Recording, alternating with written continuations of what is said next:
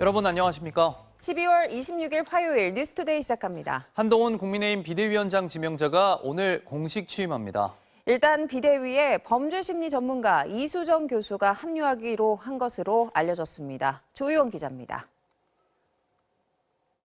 오늘 국민의힘 전국위원회를 거쳐 비상대책위원장에 취임할 예정인 한동훈 지명자는 연휴 내내 비대위 구성 등에 몰두했습니다.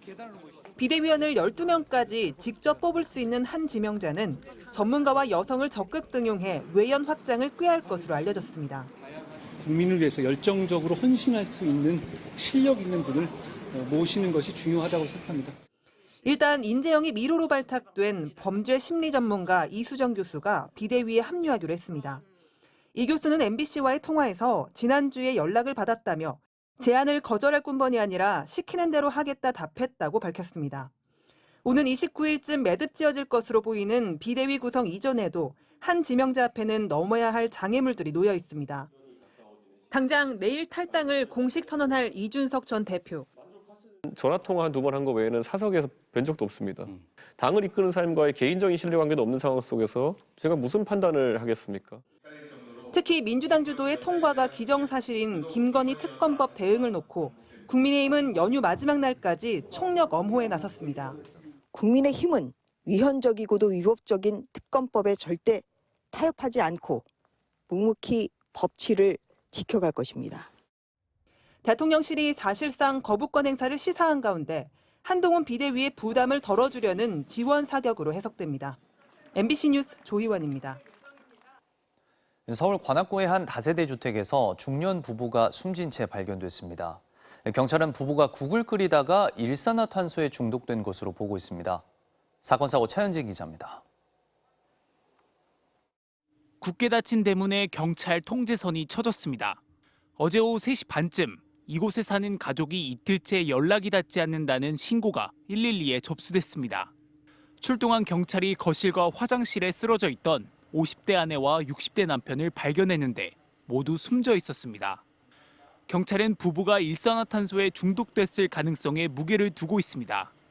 당시 부부는 집안 창문을 모두 닫은 채 사골국을 끓이고 있었는데 이때 냄비 속 사골이 새까맣게 타면서 일산화탄소가 대거 발생했다는 겁니다. 현장에서 측정된 일산화탄소 농도는 1400ppm. 2시간 이상 노출되면 의식을 잃을 수 있는 수준이었습니다. 겨울철에 밀폐된 공간에서 이렇게 끓이다 보면 이제 산소가 결핍이 되지 않습니까? 그런 경우는 이제 실내에 이제 CO가 이제 축적될 수가 있는 거죠. 경찰은 국립과학수사연구원에 부부의 시신 부검을 의뢰해 정확한 사인을 파악하고 있습니다. 창문 밖으로 뿌연 연기가 뿜어져 나옵니다. 오늘 밤 0시 반쯤엔 인천시 남동공단에 있는 금속 공장에서 불이 났습니다. 신고 접수 약 20분 만에 관할 소방서 인력과 장비를 모두 동원하는 대응 1단계를 발령한 소방당국은 2시간 만에 큰 불길을 잡았습니다. 최초 출동했을 때에 인근 공장으로 연소 확대가 요구해서 대응 1단계를 발령했습니다. 이불로 다친 사람은 없었지만 공장 2개 동이 모두 타고 인접 공장 2개 동의 외벽이 탔습니다. 소방당국은 불을 완전히 끄는 대로 자세한 화재 경위를 조사할 계획입니다. MBC 뉴스 차현진입니다. 성탄절에도 이스라엘군이 가자 지구를 공습하면서 하루 사이 250명이 추가로 숨졌습니다. 네타냐후 이스라엘 총리는 전쟁이 끝나지 않았고 확대하겠다고 밝혔습니다. 김태현 기자입니다. 팔레스타인 무장정파 하마스가 통치하는 가자 지구에는 성탄절에도 이스라엘군의 공습이 이어졌습니다.